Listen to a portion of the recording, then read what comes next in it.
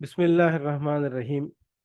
اسلامی ریاست کی معاشی اور معاشرتی پالیسی، فہرست موضوعات، تفہیم القرآن، جلد دوم، صفحہ 612، سورہ بنی اسرائیل، آیات 29-30۔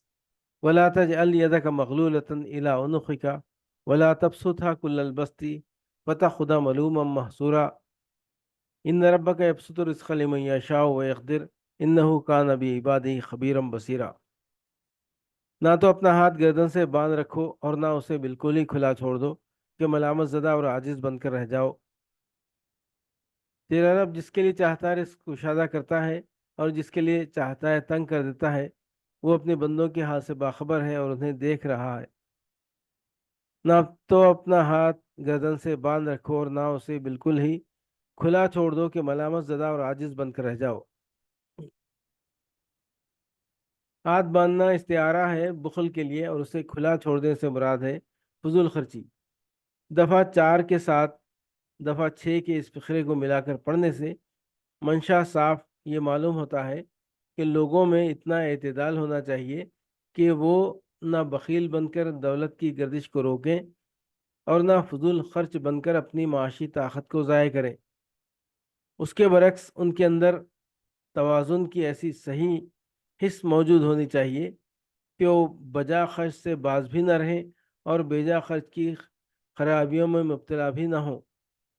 فخر اور ریا، نمائش کے خرچ، عیاشی اور فسق و فجور کے خرچ اور تمام ایسے خرچ جو انسان کی حقیقی ضروریات اور مفید کاموں میں صرف ہونے کے بجائے دولت کو غلط راستوں میں بہا دیں، دراصل خدا کی نعمت کا کفران ہے۔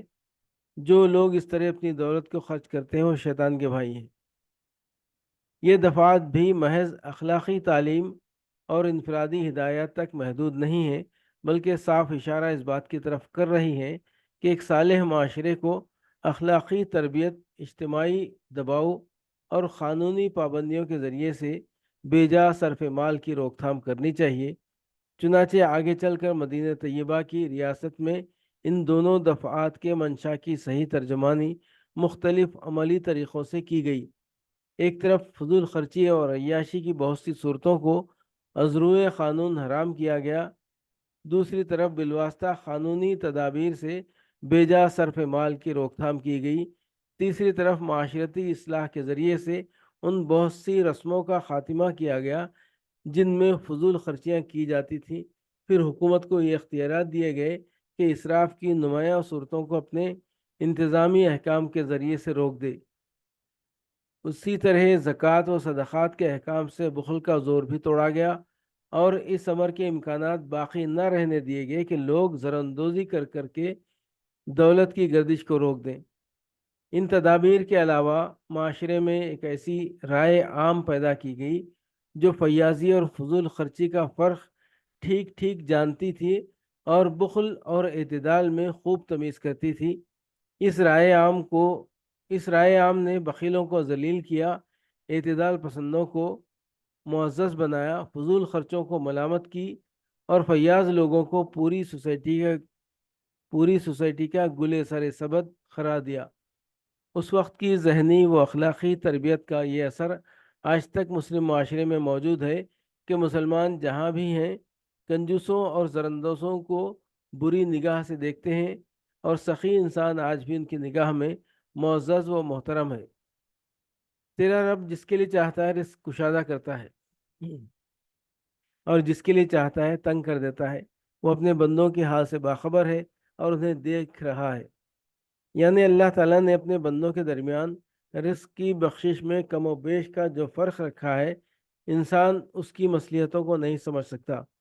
لہذا تقسیم رزق کے فطری نظام میں انسان کو اپنی مصنوعی تدبیروں سے دخل انداز نہ ہونا چاہیے۔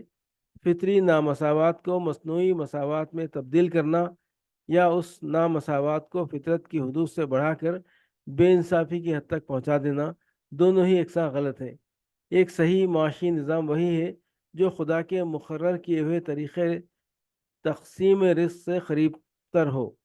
اس فقرے میں قانون فطرت کے جس قاعدے کی طرف رہنمائی کی گئی تھی اس کی وجہ سے مدینے کے اصلاحی پروگرام میں یہ تخیل سرے سے کوئی راہ نہ پا سکا کہ رزق اور وسائل رزق میں تفاوت اور تفاضل بجائے خود کوئی برائی ہے جسے مٹانا اور ایک بے طبقہ سوسائٹی پیدا کرنا کسی درجے میں بھی مطلوب ہو۔